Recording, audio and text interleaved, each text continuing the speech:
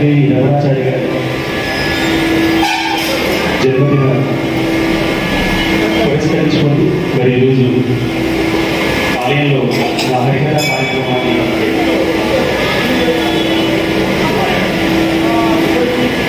ఏర్పాటు చేశారు. వారికి నా హృదయపూర్వకంగా ధన్యవాదాలు తెలియజేసుకుంటూ అదేవిధంగా కింద ఆఫ్ థియేటర్ మరి రఘురామ్ గారి వారి యొక్క సౌజన్యంలో మరి వారి యొక్క మిత్ర బృందంతో మరి చక్కటి ఈ హరికథ రామక్షేత్రాన్ని ఈరోజు 2వ రోజులో భాగంగా నాకు సదావకాశం కల్పించారు. గొప్ప గొప్ప పండితుల ముందు మరి మాట్లాడిన కొంచెం బయట అయినప్పటికీ అమ్మవారి అనుగ్రహం ఉంటే నీ దయ ఉంటే కలుగు భయాలను కూడా అమ్మవారి పరిశీలించింది కాబట్టి అటువంటి అమ్మదయ్య ఏ బిడ్డగా కాబట్టి అందరి బిడ్డలు అందరూ ఒకటిగా చూసుకొని నన్ను మరి ఈ కథలు తీసుకెళ్తున్న అమ్మవారి మనస్ఫూర్తిగా ప్రార్థించుకోండి. అందరూ ఒకసారి గట్టిగా శ్రీమద్ రమణ గోవింద ఇందిరా రమణ గోవింద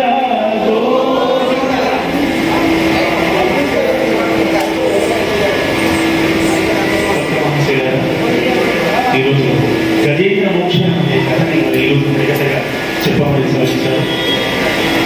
చక్కటి భారతంలోని అద్భుతమైనటువంటి కథ హరిహర రామచేతున్నారు. శ్రద్ధాశక్తులు అందరూ కూడా కథాగానం విని ఆశీర్వదిస్తారని కోరుతూ ఈ గజేంద్ర మోక్షం అనే కథ ఎక్కడి నుంచి ప్రారంభమైందంటే ఇది శ్రీమద్ భాగవతంలోని ఈ కథ ప్రతి ఒక్కరికి తెలిసినటువంటి కథ గజేంద్ర మోక్షం అయినప్పటికీ తెలుగువారు ఆచరించదగిన సాంప్రదాయాన్ని ఎక్కువ గౌరవిస్తారు కాబట్టి అన్నీ తెలిసినది చూసినప్పుడు ఏమీ తెలియకుండా నన్ను ఈ స్టేజ్ మీద దర్శించి నాలుగు పాఠం చేసే అవకాశం కలిగింది. కాబట్టి నా యథాశక్తిగా ఈ కథాగానం చేసే ప్రయత్నం చేస్తున్నాను.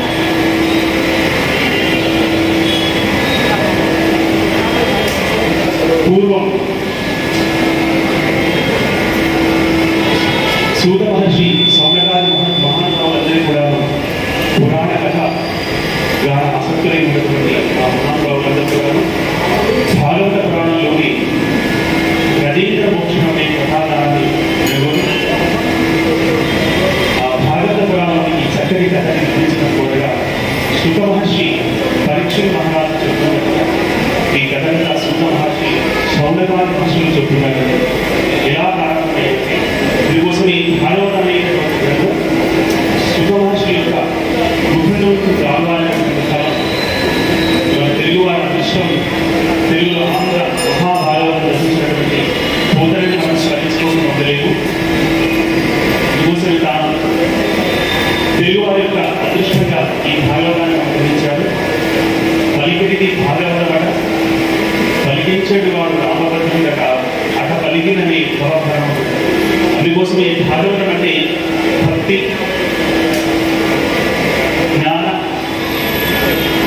వైరాగ్య తత్వవృత్తి అనేటటువంటి ఒక చక్కటి దీనిలో ప్రతి వ్యక్తి మోక్ష మార్గాన్ని నిర్దేశించేటటువంటి చక్కటి భాగవత కథలోని మరి సుఖ మహర్షి ఆ పరీక్ష మహారాజు ఎలా చెప్తున్నాయి అంటే, ఓ రాజా ఇదో ఎందుకంటే ఇందులో కూర్చుంది ఆ పరీక్ష మహారాజు అతనికి సుఖ మహర్షి ఇలా చెప్తున్నాడు.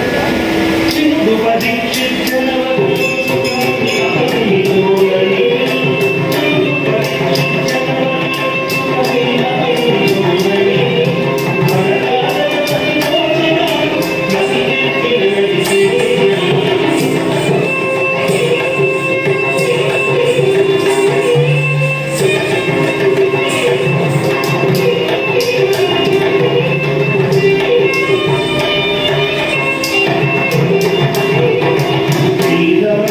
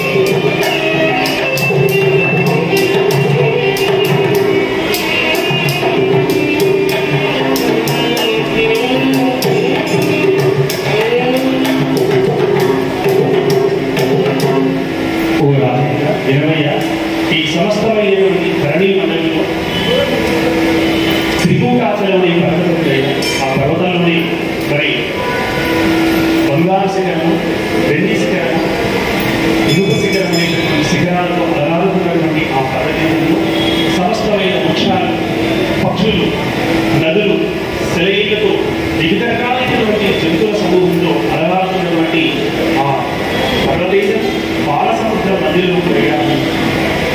అటువంటి ఆ పర్వతేంద్రము సమస్తమైనటువంటి ధాతువులు అదే అనేకమైనటువంటి జంతువులకు అలవాటున్నటువంటి ఆ పర్వతేంద్రము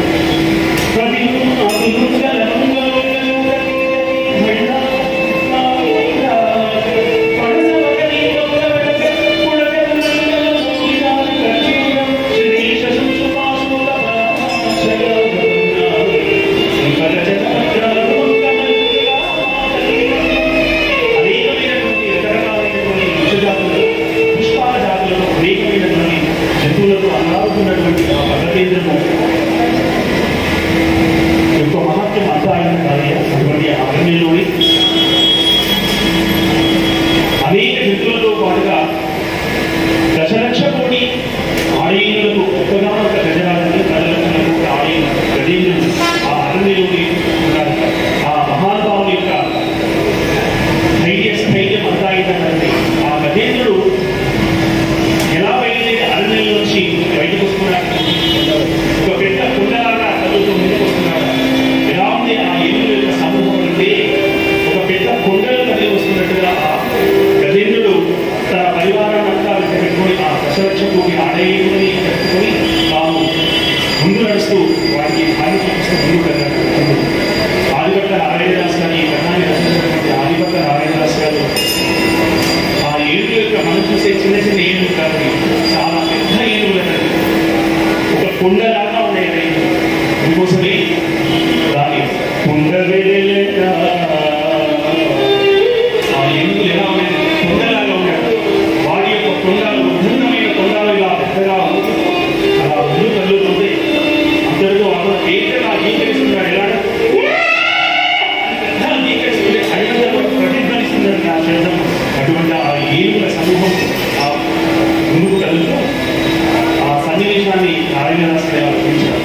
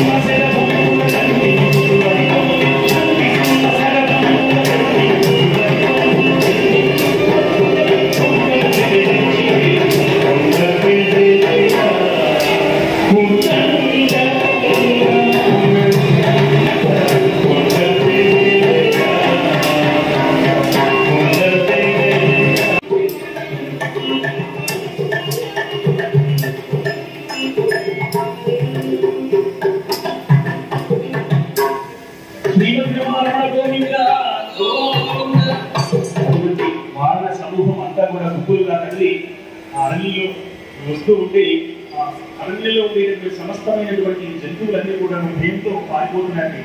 ఎలా ఉన్నాయంటే పులులు మొత్తములను పొదరిల్లలో పులులన్నీ కూడా భయంతో పారిపోతున్నాయి. అంతేకాదు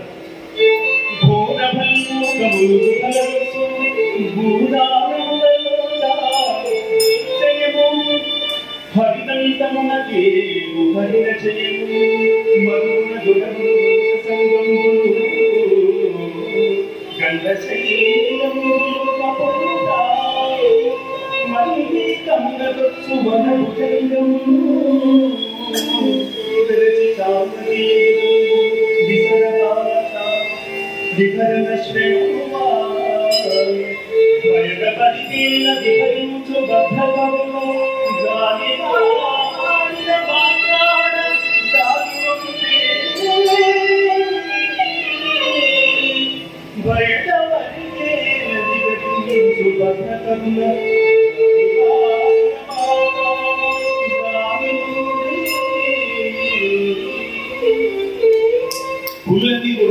దిగంతాలకు పాల్గొనే సింహ శరమ శాస్త్రులాది ప్రాణులన్నీ కూడా మన యొక్క ప్రాణాలు కాపాడుకోవడానికి పరుగులు తీసుకున్నాడు. కోతులన్నీ కూడా కొండ చర్యలు తమ ప్రాణాలు కాపాడుకున్నాడు. అదేవిధంగా అరణ్యంలో ఉండేటటువంటి హరిణములు లేళ్ళన్నీ కూడా దిగంతాలకు పాల్గొంటున్నాడు. అటువంటి ఆ ఏనుగుల యొక్క రాక ఆ అరణ్యంతా కూడా అర్థాన్ని చేస్తూ ఆ పెద్ద ఏనుగులన్నీ కూడా తమ కొండాలతో ఆ లేని చెరుటాలను తీసి ఆ గజేంద్రుడు అయినటువంటి ఆ గజరాజు తన భార్యలకు కనిపిస్తూ ఆ నదిని కూడా చక్కగా ప్రేమతో శరీరాలను కలుపుతూ ఆ ఏనుగులకి ఆ లేత చెరుటాలను తిరిగిస్తూ ఇలా వాటితో కాంతా పరిమాణంలో నిమగ్నమైపోయాడు. పల్పలంబులు లేక పచ్చికము చిక చెల్లులకు పచ్చికము లేక అలా పెద్ద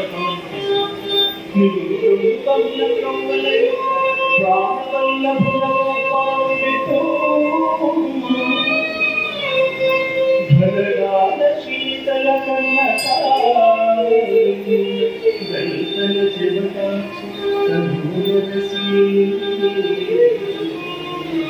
సాగర్లాంటి పెద్ద పెద్ద చెవులతో ఆ గజరాజు తమ భార్యలకు విశ్రామం ఇస్తుంది.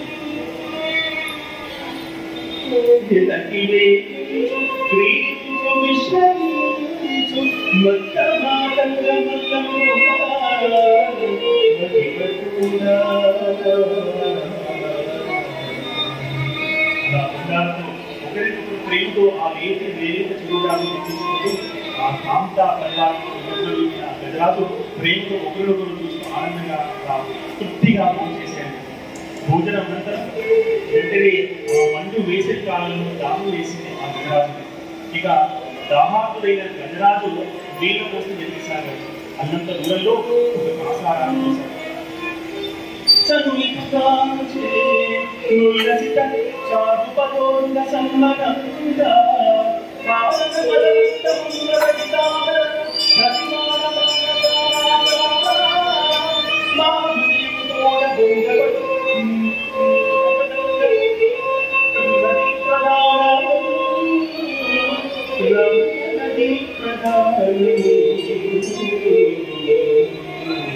అందరూ ఆచారం చేయబడినటువంటి గజరాజు ఆ ఏనుగుల్ని నీళ్ళలో ఉద్దండమైన ఉండాలని ఆ నీళ్ళలో పెద్దగా నీళ్ళను వ్యాపిస్తున్నాయి. ఆ ఏనుగులు అంటే కొండ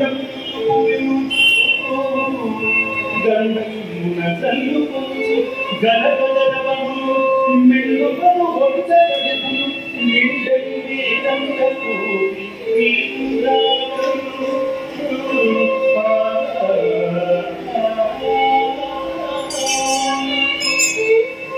దండమైనటువంటి ఆ కుండాలని నీళ్ళలో తృప్తిగా ఆ ఏనుగులన్నీ కూడా నీళ్తాయి.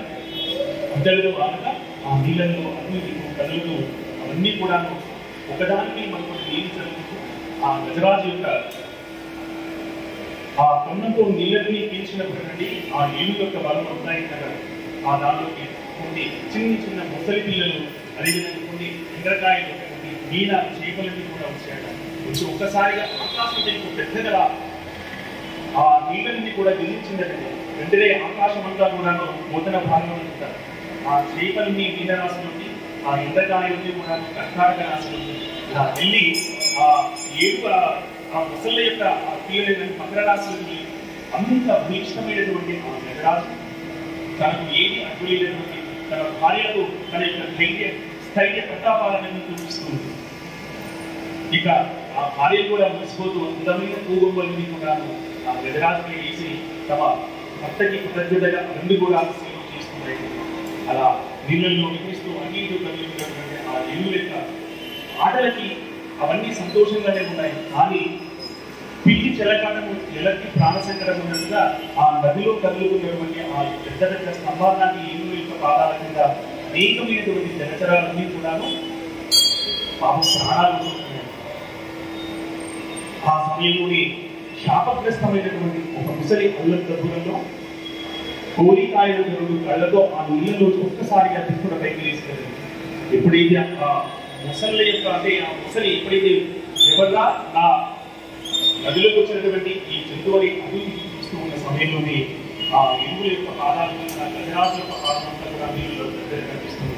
వెంటనే పెద్దగా తోకన నీళ్లు జాడిస్తూ ముందుకొచ్చి ఆ గజరాజు యొక్క పాదాన్ని ముందుకు వచ్చి వెంటనే ఆ గజేంద్రుని యొక్క ముందే కాలు గట్టిగా పట్టుకున్నాడు. శ్రీమంత్రమాల గోవింద దీని కథ నేర్చుకున్నాం. అసలు కాలు ముందు కాలు పట్టుకుందా వెనక కాలు పట్టుకుందా ఒక పెద్ద సంశయం. ఎందుకంటే హరికథలో ఏం చెప్తామన్నా అందుకోసమే చారిత్ర కోటేశ్వరరావు గారు చెప్తుండే ముందు ఫస్ట్ వచ్చి ముందు కాలు పట్టుకున్నాను. అయితే కలిగినటువంటి తన దంతాల చేత ఆ ఏనుగు గజరాలు ఒకసారిగా పైకి ఆ ఏనుగు యొక్క ఆ పెద్ద కోడలని గడ్డపాలని తన పళ్ళతో ఆ ముసల్ని పొడిచేసి వెంటనే విధించుకున్నది. కానీ అప్పుడు అర్థమైంది గజేంద్రుని యొక్క బలముందో నేను కాలేదు. అందుకోసమే అది చిన్నగా వెనకవైపు ఎదురుగా ఉన్నటువంటి పాదాన్ని ఆ ముసలి ఒక్కసారిగా ఒడిచి పట్టుకుంది. ఇలా పట్టుకుంది అంటే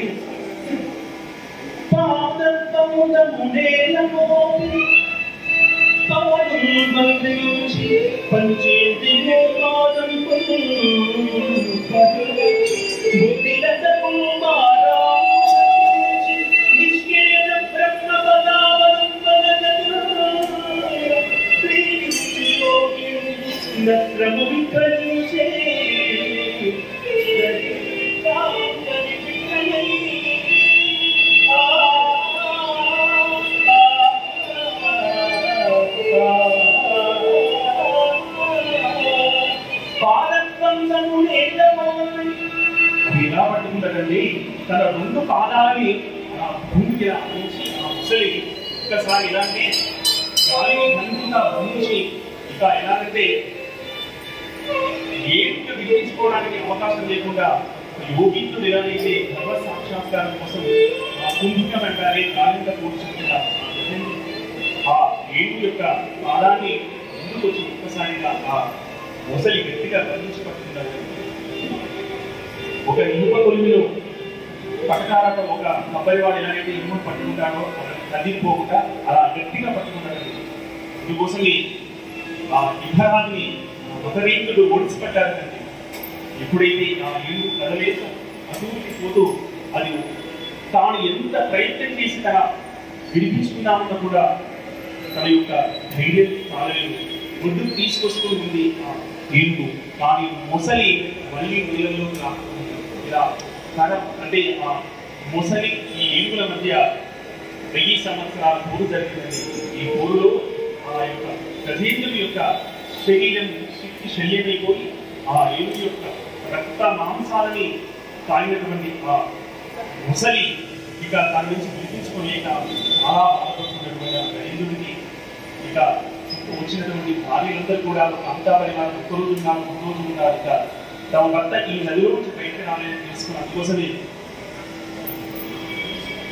భార్య మగలకు కగులుగానే అనే ఒక బాధ్యత నిజంగా తన అర్థాన్ని ఎప్పుడైతే మనకి భగవంతుడు మనకి వైవాహిక జీవితంలో భార్యాభర్తల అనుబంధాన్ని పోతనగాను అంటే మగువులకు భర్తలు కగులు కాని అంటే వారిని కలిపేటి భగవంతుడే వారి నుంచి విడదీసేది కూడా భగవంతుడే అని నూతనామాత్రులు భాగవతులు సేవించారు. ఇక తమ యొక్క భార్యను విడిపించుకోలేస్తే భార్య నుంచి కూడా ఆ ఒడ్డును చూస్తున్నారు కానీ ఎవ్వరు కూడా విడిపించడానికి సాహసం చేయలేదు. ఇక గజరాజు యొక్క సర్వశక్తులు కూడా తగ్గిపోతున్నాయి. ఒక్కసారిగా తన యొక్క పూర్వం తాను ఎలా ఉండేది అసలు ఎందుకు వచ్చాను నీళ్ళలోకి వచ్చింది పోయి ఈ నీళ్ళు తాగి వెళ్ళకాని ముసలిలోని చిక్కనే కానీ బాధపడుతూ తన యొక్క పూర్వం ఉన్నటువంటి జ్ఞాపకంగా సంతోషంగా ఉంటారు. కష్టాలలో ఉన్నప్పుడు వాళ్ళ సుఖాలను తీసుకోవడం. అందుకోసం అప్పుడప్పుడు మనందరం కూడా ఎంత గొప్పవారం అయినప్పుడు కూడా పెద్దలు వాళ్ళ బాల్యంలో జరిగేటువంటి విషయాలు ఎవరైతే తప్పిక చేసుకుంటూ ఉంటారో వాళ్ళ యొక్క ఆయుష్ కొంతకంతా పెరుగుతుంటారు పెద్దలు సరించారు. అయితే ఈ గజరాజు తన యొక్క ధైర్య పరాక్రమాలంతా కూడా ఒక్కసారిగా తీసుకుంటూ ఇలా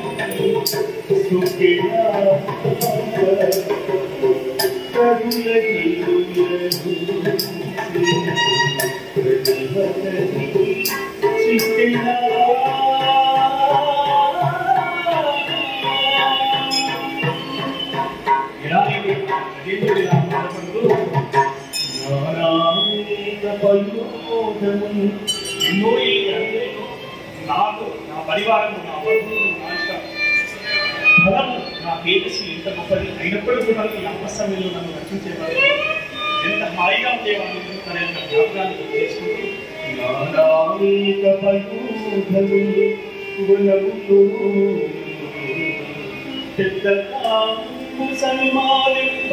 దశలక్ష కోటి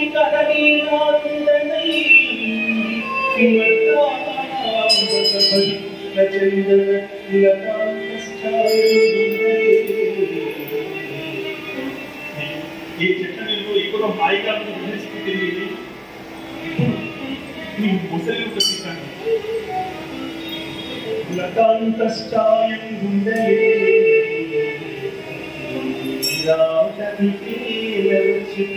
భయం వ్యక్తోగదే ఈశ్వరా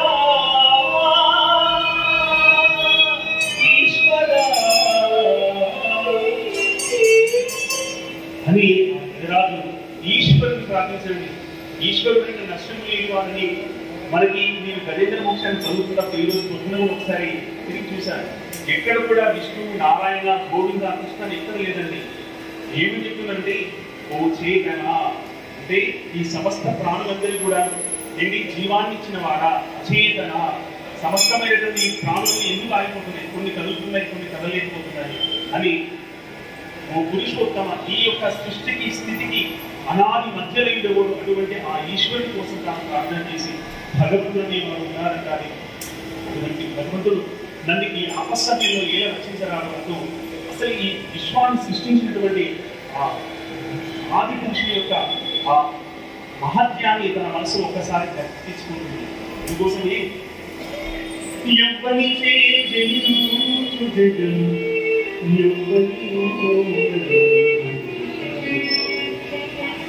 మనకి అమ్మా నాన్న అంటారు, కానీ అందరికీ ఆ నగరాన్ని ఆ ఏళ్ళందరికీ ఆ అరణ్యంలోనే నాకు గొప్ప కష్టం వచ్చింది. ఎవరికి అడగాలి సహాయం అవుతుంది, అందరూ ఏ సహాయం అయినా ఆ ఊరిలో ఉండే పెద్ద మనిషి దగ్గరికి వెళ్తారు, కానీ పెద్ద మనిషి కష్టం వస్తే అందుకోసం ఆయనకి ఎవరిని ఆశ్రయించదు భగవంతుడా. అసలు భగవంతుడి వాడుతుంటే ఎప్పటికీ ఎవరితో నాకు సహాయం పడుతుందని ఏ రోజు అనుకోలేదు. ఈ ఆపస్సమయంలో నాకు ఎవరిని నేను అర్థించాలి, ఎవరిని నన్ను ఈ రోజు రక్షించాలని కోరాలని జనాలు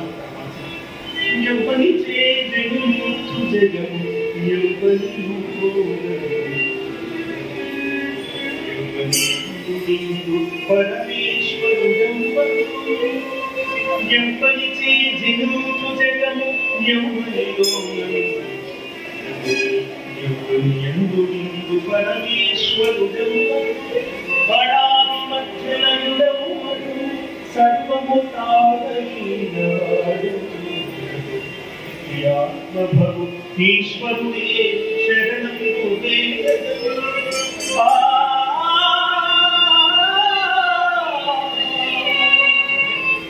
ఆదివత్మాంతరైన ఆపద్ బాంధవ శరణాలు ఈ ఆపస్సమయంలో నన్ను రక్షించే అంటూ తన మనసులో తీసుకుని అసలు భగవంతుడి వాడు ఉన్నాడు అంటే ఎలా ఉంటాడు. చాలా మందికి లేడు అని చెప్పడం చాలా ఈజీ, కానీ ఎందుకు లేదని మాత్రం ఎవరు సమాధానం. ఈ మధ్య మనం బాగా చూస్తున్నాం, లేడని చెప్పడం ఈజీ, కానీ ఎందుకు లేడని చెప్పి నిరూపించడం చాలా కష్టం. కాబట్టి నేను అందరూ చెప్తాను, ఎందుకు లేడని చెప్పి ఆ తర్వాత ఉన్నాడు లేదంటే అందుకోసమే కలడు లేడు ఉన్నటువంటి ఆ పరమాత్మ ఉన్నాడా లేదా అందరికీ సంశయం ఉంది. దేవుడు ఒత్తి పూజ కొబ్బరికాయలు అసలు భగవంతుడు ఉండాలా. చాలా మంది మన మైండ్ డైవర్ట్ చేస్తున్నారు, ఏమని దేవుడు లేడు ఇవన్నీ పూజలు పునస్కారం అంతా వృధా అంటారు. కానీ ఎవరి ఒకే ఒక విషయం, ఈ ప్రపంచానికి నా తండ్రి ఉన్నాడంటే వారికి వారి తండ్రి, వారి తండ్రికి వారి తండ్రి, వారి తండ్రికి వారి తండ్రి, వారి తండ్రి ఇలా వారి వారి యొక్క తండ్రి అలా అనుకుంటుపోతే ఇందుకోసం ఈ కాళిదాసు మహానుభావుడు చెప్పాడు ఏమని వాగట్టాయి వసంతృప్తో వాగత్సత్ప్రతిపత్తయే జగత పితరో వందే పార్వతీ పరమేశ్వరో జగత పితరో వందే. అద్భుతంగా చెప్పాడండి. ఈ జగత్తుకు తల్లిదండ్రులు పార్వతీ పరమేశ్వరుడు నమ్మకయ్య అని చెప్తున్నాడు ఏమని జగత పితరో వందే. అంతటి మహానుభావుడు చెప్పిన అనుభూతి వాళ్ళు జగత్తుకే తల్లిదండ్రులు అయ్యారు. మరి అందుకోసమే మనం తగ్గించేది మన నుంచి మాటలు రక్షించేది వాళ్ళే, అంతకంటే సాక్ష్యం ఏం కావాలని అటువంటి జగత్తుకి తల్లిదండ్రులు. అందుకోసమే వాళ్ళని పార్వతీ పరమేశ్వర ఆధిపత్యంలో తెలుస్తున్నారు. అటువంటి అలా గజరాజు అసలు దేవుడు ఉన్నారా అంటే ఎలా ఉంటారు, ఈ ఆపశ్చర్యంలో వచ్చిన రక్షిస్తారా అని ఇలా సంశయ బుద్ధితో ఆ స్వామి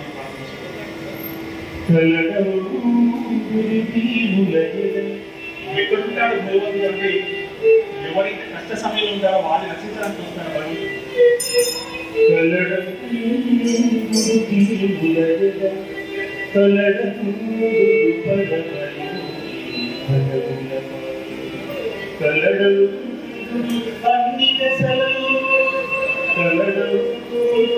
అన్ని దశలు కనకు కనందనడు వాడు కలలో లేదో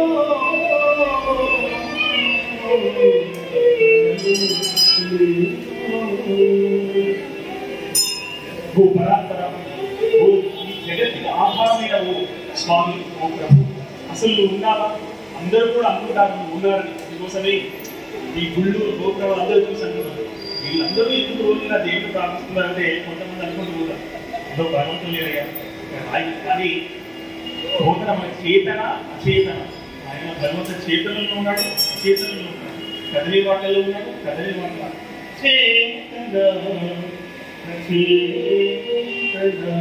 అసలు ఎట్లా ఉంటావు? నీ రూప నామ గుణాదులు ఎంతో నాకు తెలియదు. అది నీ ఎలా ప్రార్థించాలని తెలియదు. ఇప్పుడు నా పరిస్థితి కూడా అలాగే తెలియదు. అయినప్పటికీ స్వామి నువ్వు ఎట్లా ప్రార్థించాలి తండ్రి? అసలు ఉన్నావంటే ఈ జగత్తునంతా రక్షించి మహాద్భుతమైనటువంటి నీ యొక్క నిత్య సందర్శన భాగంగా కలిగించు స్వామి. నారాయణకు తల్లి ఓ ప్రభు ఓ శరణాగత ఓ కలియోగి మంది అని ప్రార్థన చేస్తుంది. చేతన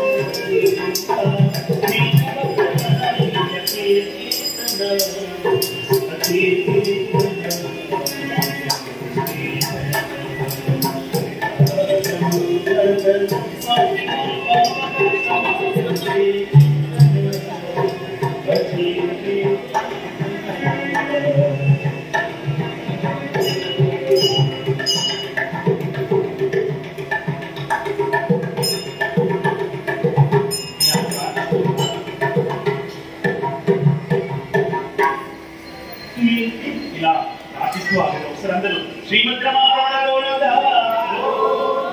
ఇందిరారమణ గోవింద హర నమ పార్వతీపతయే హర హర మహాదేవ శంభో శంకర. అటువంటి ఆ గజరాజు ఆ ఆపస్సమయంలో తనను రక్షించే ఆ మహానుభావుడు ఇక నిజంగా చెప్పాలంటే కాలున్నప్పుడు ఏదైనా మాట్లాడతాము, ఆ కాలు శక్తి శల్యమైపోయి శరీరం అంతా నోటి నుంచి మాటలు రావాలి.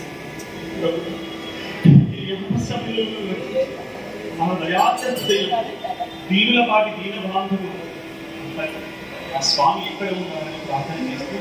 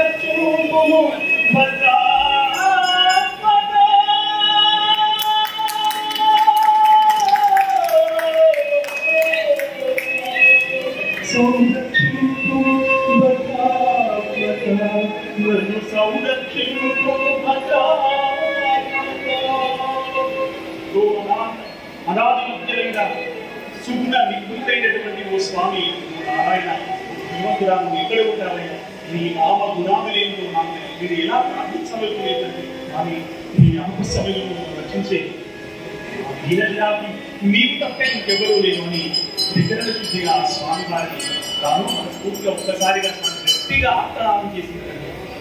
అయితే ఈ ఆర్తనాన్ని ఎక్కడికి ఇచ్చిందో తెలుసా అండి మీ అందరికీ? ఎక్కడ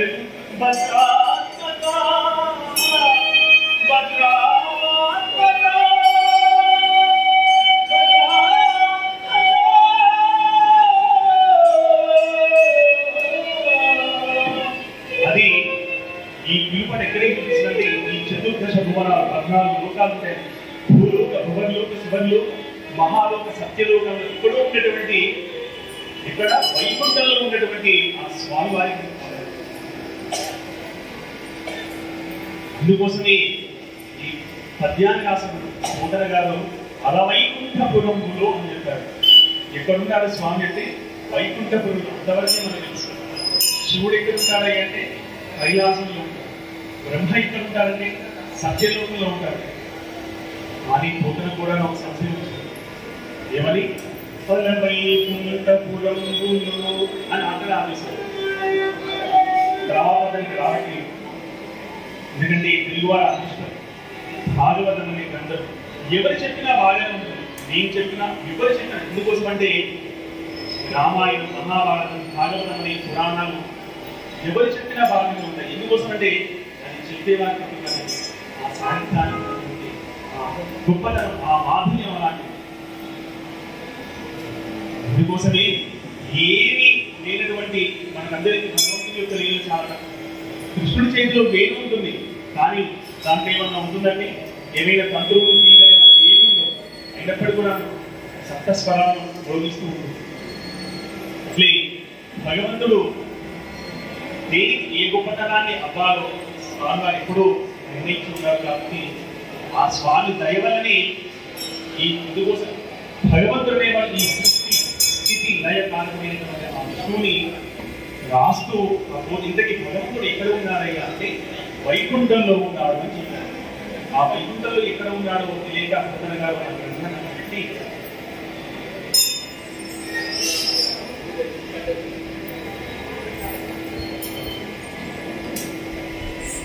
వైకుంఠంలో ఉండేటటువంటి ఎలా మొదలు పెట్టారండి భక్తుల గారి పద్యాన్ని? ఈ గజరాజు యొక్క గజేంద్రులు అయితే ఇంతటితో ఆగిపోయి తనకి ఇష్టదైవమైనటువంటి రామచంద్రుని యొక్క గుడికి చేరుకొని రామయ్య నిమ్మి ఈ భాగవత గ్రంథాన్ని రాసుకున్నారే స్వామి. అందుకోసమే సాక్షాత్తు భాగవతాన్ని రాముల వారి స్వయంగా తన స్వప్నంలో వచ్చి ఈ భాగవతాన్ని తెలుగులో రాసి, ఎందుకంటే పూర్వం నన్నయాది కవులందరూ కూడాను మహాభారతం రాశారయ్యా, అది భాగవతమైనటువంటి ఈ పుస్తకాన్ని తెలుగులో తను వాక్యాన్ని తాను సాక్షాత్తు రామచంద్రుడి నుంచి మాట్లాడుతున్నాను. అటువంటి గొప్ప మహానుభావుడు. ఆ రామచంద్రుని వెళ్ళి ప్రార్థించాడు. ఇందిరారమణ గోవింద గోవింద, ఏడుకొండలవాడ వెంకటరమణ గోవింద గోవింద. అందరూ కూడా ఇంతసేపు కూర్చొని మనకి కలియుగ ప్రత్యక్ష దైవం వెంకటాద్రి సంస్థానం బ్రహ్మాండే నాస్తి కించన.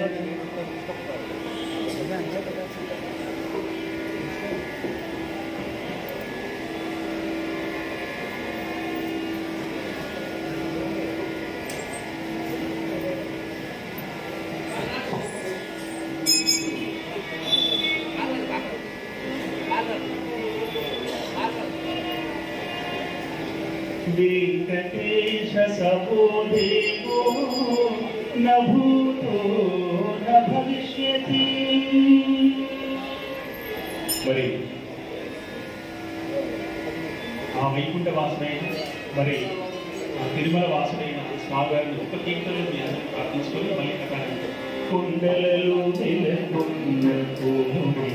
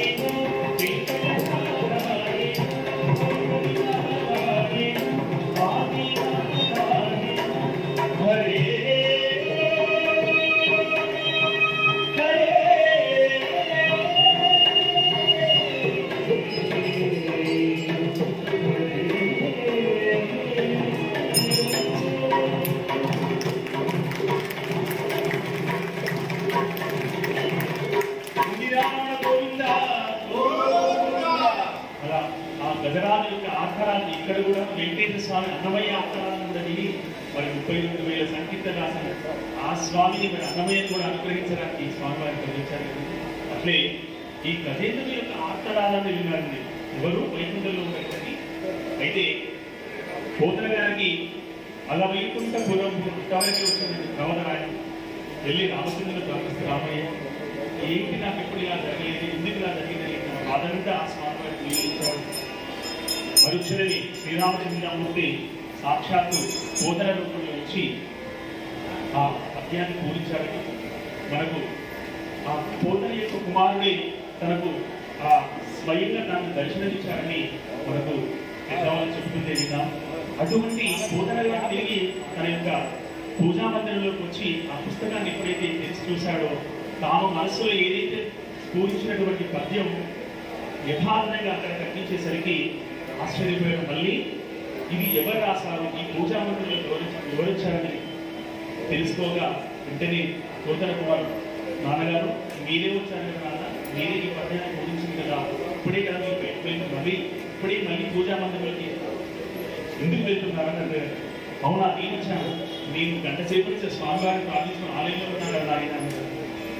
ఎప్పుడైతే ఆ స్వామి యొక్క ఆ పాద అడుగులను చూసి ఆశ్చర్యపోయి, ఆయన ఆ రామచంద్రమూర్తి నన్ను అనుగ్రహించడానికి వచ్చి నా రూపంలో వచ్చి ఈ పద్యాన్ని పూరించాడా అని నూతనగా ఆశ్చర్యపోయి, ఆయన అటువంటి ఆ శ్రీరామచంద్రమూర్తి యొక్క దర్శన భాగ్యాన్ని కలిగింది, మహా అదృష్టవంతుడున్నాను ఆయన అని రామచంద్రుడు దర్శనాన్ని కలిగిందని తెలియజేశాడు.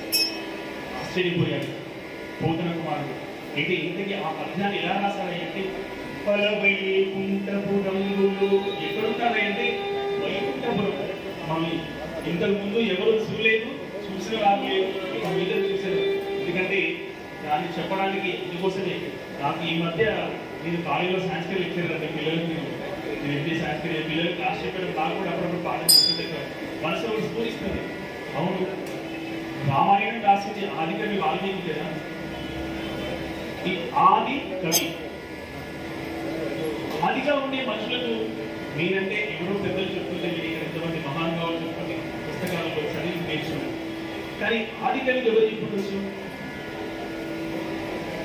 రామాయణ లాంటి అద్భుతమైన గ్రంథాలు ఇవన్నీ కూడా అందుకోసమే వేదవ్యాసుడు, వాల్మీకి మనుషులు వీరందరూ కూడా వాళ్ళు మానవ మాత్రులు కాదు, ఆ దైవాంశ సంభవతులని నిజంగా ఆ భగవంతుని అనుగ్రహం ఉంటేనే ఇటువంటి గ్రంథాలు ఇప్పటికీ కూడా మన ముందు అలరాలతో వాటిని మనం విని ఆనందిస్తున్నాం. కాబట్టి మరొకటి కాలం తెలియజేసిన అందరూ శ్రీమద్ రమణ గోవింద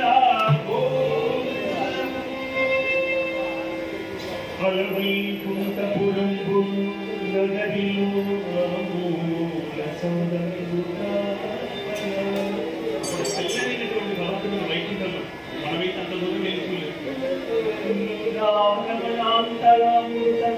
అమృత సరస్సు అమృత సరస్సు ఉందండి, మందారవనం పక్కన అమృతమయ సరస్సు.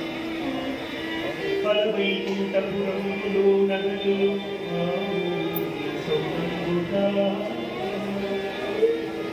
మందారవనం అమృత సరస్సు కాంతోపలోత్పల పర్యంత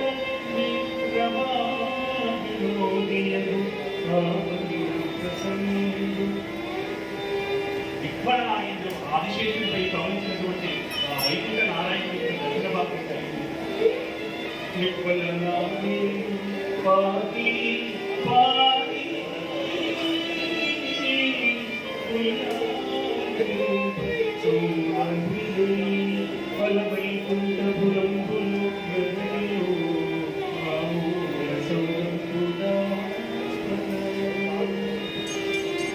అటువంటి ఆ పద్యాన్ని పోల్చినటువంటి ఆ స్వామి అనుగ్రహం వల్ల వచ్చిందని ఇంత అద్భుతమైన పద్య రాజ్యాన్ని సాక్షాత్తు రామచంద్రుడు. ఇలా ఎప్పుడైతే ఆ వైకుంఠంలో ఉన్నటువంటి నారాయణమూర్తి శంఖ చక్ర గదాయులతో అందుకోసం పాల కడలిపై శేష తల్పమున ఆ శేష ఆశేషంలో ఉంచినటువంటి స్వామివారు. ఎందుకు నాకు ఇంకొక డౌట్ వచ్చిందండి, అమ్మవారిని ఎప్పుడు పాదాల ముందే ఉంచాడు స్వామివారు? పాపం ఇప్పటి నుంచి కలియుగంలో చూడబోయి అప్పటి ఆ కృతాయుగంలో విష్ణుమూర్తి కూడాను సరే స్త్రీలపై ఇంత పక్షపాతమా స్వామివారికి అని చాలా మందికి. కాకపోతే భగవంతుని యొక్క లీలలు ఆనందం అంటే అది తెలుసుకోవడానికి మానవ సరిపడదు. ఎందుకోసం అంటే నా ఓటు వాడికి అర్థమైతే అతను భగవంతుని ఇలా ఎందుకు అవుతాడు? అవునా కదా, మనకు అర్థమైందండి. ఇందిరారమణ గోవింద అటువంటి అమ్మవారు ఆ పాదాలు చుట్టూ ఎందుకు ఉన్నాయి అని ఏదో ఒక పెద్దలు చెప్తుంటే విన్నాను. ఎందుకోసం అంటే అక్కడ నిజంగా పాల సముద్రం అని ఒక సముద్రం ఉంటుందా అంటే ఆ స్వామివారు అతను శాంతి కామకుడు, ఈ ప్రపంచమంతా ధర్మ సంస్థాపన కోసం ఆ పాల సముద్రంలో ఉంటాడని, అందుకోసమే ఆ క్షీరసాగరంలో ఎందుకున్నాడంటే ఆ తెల్లనే ఆ సముద్రం శాంతికి సౌభాగ్యానికి ఏర్పడ. మరి లక్ష్మీదేవి ఆదిశేషుడు ఎందుకు దానిపైన కూర్చొని ప్రవహించి ఉన్నాడు? ఆదిశేషుడు అది నిజంగా చెప్పాలంటే ఆదిశేషువు కాదండి. ఏంటంటే మనకి కాలాలు 6 ఋతువులు అంటారు ఈ సంవత్సరం. అయితే ఈ కాలం అయితే అందుకోసమే పామునికి కాలుడు కాలింది అంటారు. పాముని మనము కాలంతో కాల సర్పము అని అంటారు. పుట్టిన ప్రతి జీవి కాలం అనేటటువంటి సర్పం చేత ఏమవుతాడో ఇవ్వబడుతుంటాడు, ఆయుష్ని భరిస్తూ ఉంటున్నాడు. అంటే ఈ సమస్త ప్రాణులు అందుకోసమే చేతన అచేతన ఆది అధ్యాత్మరహితుడే ఓ స్వామి. అందుకోసమే గజేంద్రుడికి తెలిసి తెలియదని చెప్పేస్తున్నాడు అండి. ఎలా తెలిసి తన యొక్క పూర్వజన్మ సుకృతం వల్ల అన్ని తన మనసులో తెచ్చుకుంటున్నాడు గజేంద్రుడు.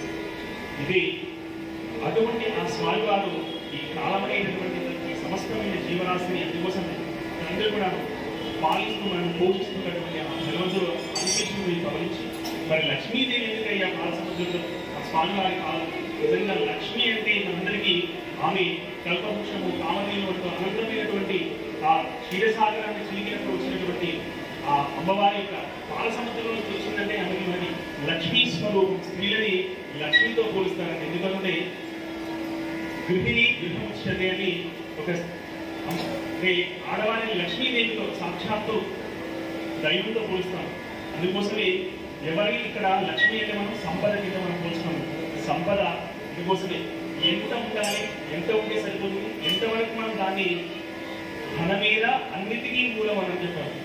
అన్నిటికీ మనకు దుఃఖం కావాలన్నా సంతోషం కావాలన్నా ఆపదలు తెచ్చిపెట్టే దుఃఖానికి కారణం అలా. అందుకోసమే ఆయన సిద్ధప్రజ్ఞుడు కానీ స్వామివారు మనకి అమ్మవారి రూపంలో దర్శనమిస్తున్నటువంటి ఆ లక్ష్మీదేవి. లక్ష్మి క్షీర సముద్రాలు కనుక ఆమె పాల సముద్రంలో కూర్చున్న తల్లి యొక్క ఆ స్వామి యొక్క పాల. అందుకోసమే ప్రతి ఉన్నతమైనటువంటి మనస్తత్వం తెలిసిన వారందరూ కూడా లక్ష్మీదేవి ఎవరికైతే అర్థులు ఉంటుందో అందుకోసమే అందరం తీసుకుని నిధులు పెట్టుకున్నారు. ఎన్ని ఆపదలు వస్తున్నాయో అందరికీ తెలుసు. కాబట్టి ఆయన పాలలో పెట్టుకున్న లక్ష్మీదేవి తాను చక్కగా చూసుకుంటున్నారని ఆ స్వామి అమ్మవారు అందుకోసం పాదసేవ చేస్తూ స్వామివారిని ఆ వైకుంఠంలో దర్శనమించుకుంటున్నారు. ఆ వైకుంఠంలో ఉన్నటువంటి స్వామివారి ఎప్పుడైతే ఈ గజరాజు యొక్క ఆర్తినాథ ఏమని అని ఎప్పుడైతే గట్టిగా ఆత్మనాదం చేశాడో వైకుంఠంలో ఉండే ఆ స్వామివారి దిక్కు నుంచి ఆ ఆదిశేషుపై నుంచి పరుగు పరుగున భక్త రక్షణార్థమే ఆ భగవంతుడు అంటే ఆ భక్తుని రక్షించడం కోసం గజేంద్రుని రక్షించడం కోసం బయలుదేరాడు. అలా బయలుదేరి వస్తున్న సమయంలో అప్పటికే లక్ష్మీదేవితో తాను కాచిగా ఆడుతున్నాడో వాళ్ళు అంటే స్వామివారి అమ్మవారితో తెలుసుకున్న సమయంలో ఎందుకో అప్పుడప్పుడు టైం అంటే సమయం కాలిపోగా ఆ చీరకుని ఆ చేతిగా చుట్టుకున్నటువంటి స్వామివారు ఏదో ఆలోచిస్తుంది. అలా చీరానుశ్వరము అమ్మవారి యొక్క చీరము ఆ కొమ్మిని ఇలా చుట్టుకుంటూ ఏదో ఆలోచిస్తున్న సమయం వెంటనే ఈ గజరాజులకు ఆత్మనాథుని ఆత్మపరుడే ఆత్మ దుఃఖాన్ని చూసి ఎవరు నన్ను ఇక్కడ పిలిచింది అని ఒక్కసారి భూలోకం వైపు చూశాడు. అది కొంత దూరంలో గజేంద్రుడు ఏమి ఆ ముసలి చేత బాధపడుతూ శక్తి శల్యమైనటువంటి ఆ దేనితో చివరిగా తన ఆశల్ని అధిగమించుకున్న తర్వాత అందుకోసమే తన యొక్క కాంతి విహీనమైనటువంటి శక్తి శల్యమైనటువంటి ఆ దేహాన్ని చూసి తన భక్త రక్షణార్థమై స్వామివారు వైకుంఠానికి కలిగి వస్తున్నారు. ఇలా కలిగి వస్తున్నాడు. గజేంద్ర రక్షణ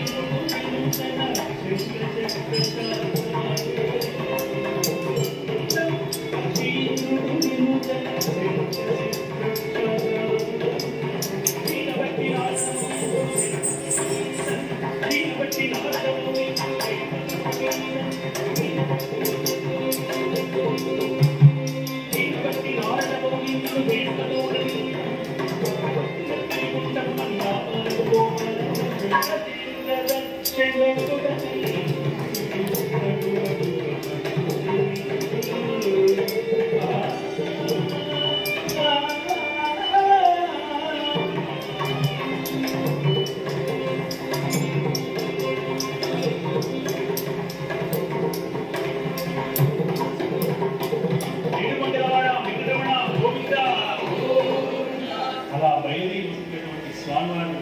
అయితే అప్పటికే తాను ఎలా సిరిగింజప్పుడు పోతన గారి పద్యాలండి ఇది కూడా అమృత గుళికలు అంటారే. ఇవన్నీ మన పిల్లలకి అందరికీ నేర్పిస్తే వాళ్ళకి నిజంగా అత్యద్భుతమైనటువంటి అందుకోసమే కదలిక నారికేల పాఠం కదలికలు మనం అంటారే. అత్యద్భుతమైనటువంటి ఈ పద్యాలని మనం పిల్లలకి నేర్పిస్తే వాళ్ళు తప్పకుండా వాళ్ళ బుద్ధి వికసిస్తుంది. ఆ స్వామివారు అలా వస్తున్న సమయంలో ఎలా బయలుదేరి వస్తున్నారు అంటే ఇక్కడ పక్షీకులు అంటే గరుత్మంతులు చెప్పకుండా లక్ష్మీదేవితో ఏం జరుగుతుందో కూడా ఏం చెప్పండి. శంఖ చక్రాలు ఏమి తన వెంట తీసుకురాకుండా బయలుదేరి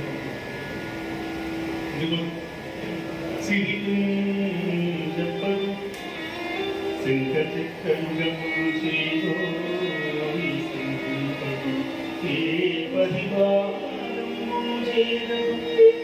అభ్రజవతు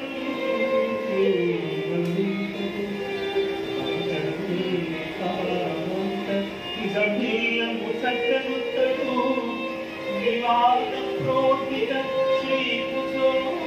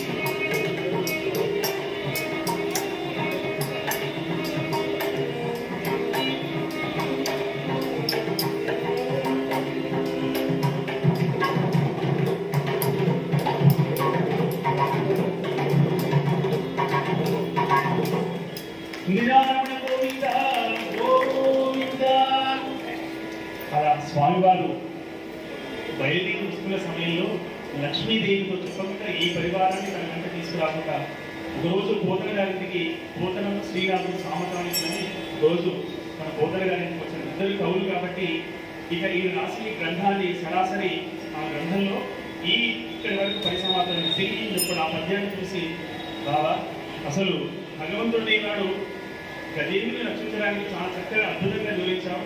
కానీ ఇంతటి శంఖము చక్రము ఏ పరివారం లేకుండా ఏ ఆయుధాలు లేకుండా ఇంతకీ అక్కడికి వెళ్ళి ఇంతకీ ఆ గజేంద్రుని ఎలా రక్షిస్తారు? అసలు ఇదేనా పద్ధతేనా ఆ పద్యం మీద రాయడానికి ఏదని చాలా అతన్ని అవమానించగా మాట్లాడతాడు. కానీ అతని కుమారుడు మల్లన్న ఎందుకంటే కవుల యొక్క హృదయం వారికి తెలియదు కాబట్టి వెంటనే శ్రీనాథుడు కూడా కవి అయినప్పటికీ కూడాను తనకి తెలియజెప్పేటట్టుగా అప్పటికే తన వెంట లక్ష్మి అనే ఒక చిన్న కూతురి బిడ్డను తీసుకుని వచ్చాడు. శ్రీనాథుడు యొక్క కూతురు అయితే తను ఏం చేసిన భోజన సమయంలో పోతన శ్రీనాథుడు ఇద్దరు భోజనం చేసే సమయంలో ఒక పెద్ద బండరాయిని తీసుకెళ్లి పోతన కుమారుడు వలన ఒక పెద్ద బావి వేశాడు. మామయ్య మామయ్య మీ లక్ష్మి బావిలో పడింది మామయ్య గట్టిగా కేకే వేశారంటే రామావయ్య అంటూ గట్టిగా వస్తుంది. భోజనం నుంచి పరిగెత్తుకుంటూ బయలుదేరి వచ్చారంటే వచ్చి ఆ బావిలో ఉన్నటువంటి లక్ష్మి లక్ష్మి ఎక్కడ ఉంటుంది లక్ష్మి అంటూ బాధపడుతూ ఆ బావి అంతా కలయి చూస్తున్నారట. వెంటనే పక్కనే ఉన్నటువంటి పోతన కుమారుడు మామయ్య నీవు నీ బిడ్డ ఈ బావిలో ఉన్నట్టు తెలిసి పరిగెత్తుకుంటూ వచ్చావు కదా, పొద్దున ఏం చెప్పో గుర్తున్నాను ఏం చెప్పాను గజేంద్రుని రక్షించడానికి శ్రీహరి ఏమి తీసుకురాలని చెప్తాను. మరి ఈరోజు ఈ బావిలో పడ్డాలి నీ కూతురని చెప్తే నువ్వు ఎటువంటి ఏమి ఓ పాతాళంలో ఓ తాడో ఏమి తీసుకురావడం ఇలా ఇంటికి వచ్చావు మామయ్య. ఏమో నాయన నా బిడ్డ కదా నాకు అవన్నీ ఎలా గుర్తొస్తాయి ఇంతకీ నా లక్ష్మి ఎక్కడ ఉంది నీ కూతురు ఎక్కడ లేదు ఆ పక్కనే ఆ గోడచాలను ఉందని చూశానండి. ఆశ్చర్యపడి గట్టిగా వెళ్ళి కౌగిలించుకున్నాడు. అయితే మామయ్య భక్తుల పట్ల భగవంతుడు కూడా బిడ్డలాంటి వాడు. ఇందుకోసమే శ్రీ మహావిష్ణువు గజేంద్రుని తన బిడ్డలా భావించాడు కాబట్టి ఎటువంటి ఆయుధాలు తీసుకురావాలి. అందుకోసమే సిరికి చెప్పరు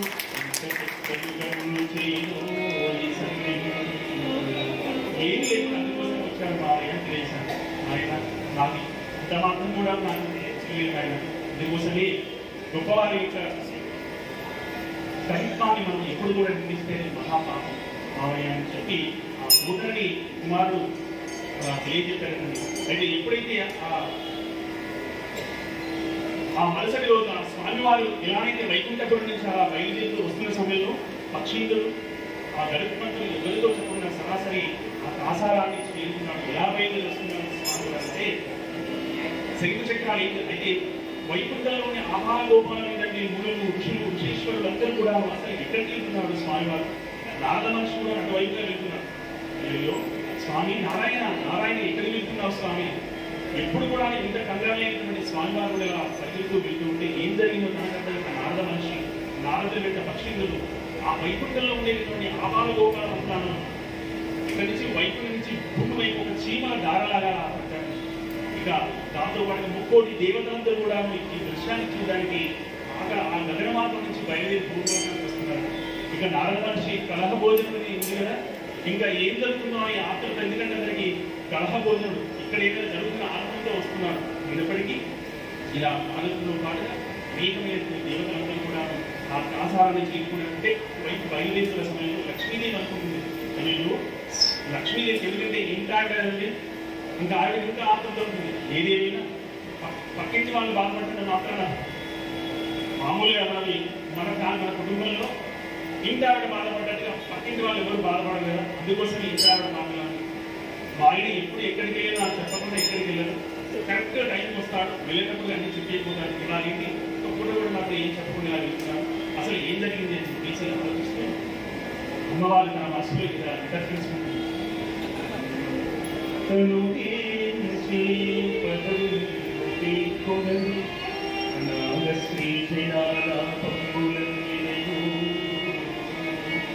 ఎవరైనా అనాథలు కాపులో ఉంటే రక్షించడానికి వెళ్తున్నారా? మృత్యులు మృత్యుంచినో కలువేద ప్రపంచములో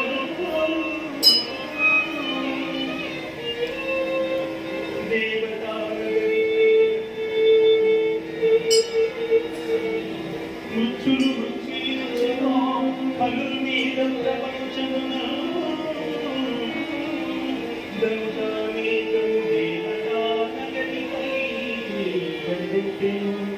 భక్తులను గని చక్రాలు దేడి ఏడి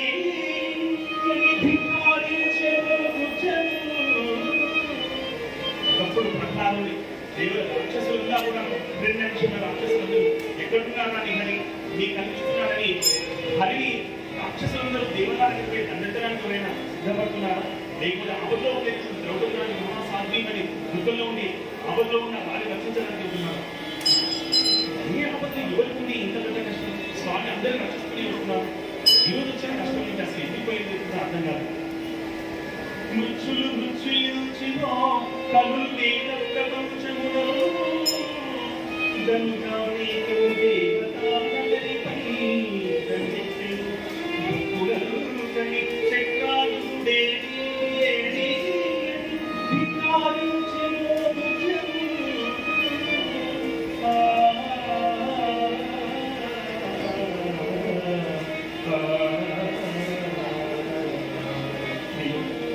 స్వామి స్వామి అంటూ తనకంటే కూడా ఏం మాట్లాడలేదు.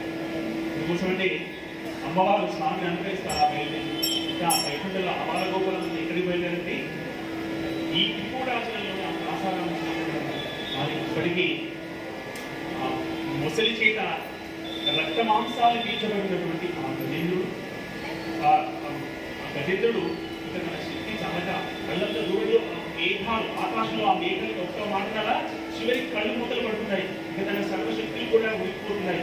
కానీ తనలో ఉన్నటువంటి ధైర్యాన్ని ఆ పూర్వజన్మ పురాతన పుణ్యం చేత ఆ స్వామిని ప్రార్థించి ఓ కవియోగి మధ్య ఓ మునీశ్వర భగవాన్ బాబా ఓ నారాయణకు గట్టిగా కేకలు వేసింది. కానీ అనంత దూరంలో వైకుంఠ 40 శ్రీ మహాత్ముడు శంఖ చక్ర గదాయులతో పెద్ద పెద్ద తిరునామాలతో చతుర్భుజైనటువంటి ఆ స్వామివారు అసంఖ్య చక్రం సకిరీకరణ చతుర్భుజం 4 భుజాలతో ఆ లక్ష్మీనాథుడైనటువంటి ఆ శ్రీమహాత్ముడు దర్శించారు.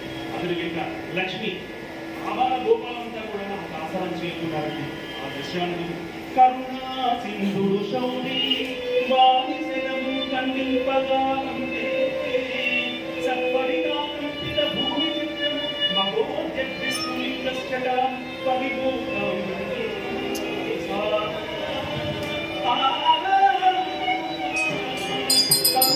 సింధుడు శౌరి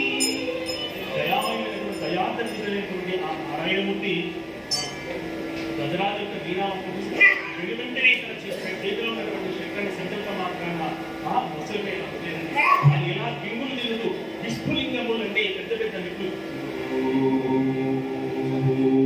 పెద్ద నాదం చేసి వచ్చి ఆ నీళ్ళలో ఉన్నటువంటి ముసలి యొక్క కంఠాన్ని ఒక్క ఉదిరిన శ్రీమద్ రమారమణ గోవింద కరుణా సింధుడు శౌరి వారి శిరము ఖండింపగానంటే ఎప్పుడైతే ఆ శిరస్సు తిరిగిపోయిందో ఆ గజేంద్రుడి యొక్క కాలం ఒక్కసారిగా అంటే మోక్షణం అంటే తెలిసిందంటే ఎప్పుడైతే తన ప్రాణాలు లేపించినట్టుగా అయింది. అలంత దూరంలో ఆ వైకుంఠనాథుని దర్శనం చేసుకుని ఇక తనకు ఏమి దొరికిందని ఇవాళ తెలియక చూసి భగవంతుని వైభవంగా ఏమి అవసరం లేదని కృష్ణుడు భగవద్గీతలో మనకు సెలవిచ్చాడు. పుష్పం పత్రం ఫలం భగవంతుడికి ఏదైనా భక్తితో మనం సమర్పించి ప్రతిదీ భగవంతుడు మనం అనుగ్రహిస్తాడని ఆ పొలంలో అంత దూరంలో ఉన్నటువంటి ఒక తామర పువ్వును తీసి స్వామివారికి భక్తిగా ఇచ్చినందుకు వెంటనే ఆ స్వామి ఎప్పుడైతే ఆ పువ్వుని ఆ స్వామివారి భక్తితో స్వీకరించారో వెంటనే దానికి మోక్షాన్ని కలిగించి ఇక ఇంతకీ ఈ కథలోని సంక్షిప్తమైన విషయం ఏంటంటే ప్రతి జీవుడు కూడా ఒక గజేంద్రుడితో సమానం. ఎందుకోసమంటే ఈ గజేంద్రుని ఒక జీవుడితో పోలుస్తూ ఆ విష్ణువు యొక్క పరమాత్మ ఈ గజేంద్రుడు జీవాత్మ అంటే ఈ మోహాలు అనేటటువంటి ముసలి చేత జీవుడు అనేటటువంటి వాడు బంధించబడి ఈ నాణ్యులు నాని ఆకులు నా సంసారంలో బంధించబడి భగవంతుని చేరుకోలేక ఆ తాపత్రమైన జీవితం అంతా కలిగింది. అందుకోసమే స్వామివారిని ఆత్మని చేసిన భక్తి అంటారు. అంటే తను పూర్తిగా ఎవరైతే నంది కొలుస్తారో అటువంటి వారికి భగవంతుని దయ ఎల్లవేళలా చెప్పడమే ఈ కథలో అంతరార్థ గజరాజ మోక్షణం. ఈ కథ విన్న వారికి ఏమి ఫలశక్తి అంటే ఇదండి. గజరాజ మోక్షణం నిజముగా పఠించునట్టి నియతాత్ములకు గజరాజ వదనుడిచ్చు గజకుడల చందనము కైవల్యం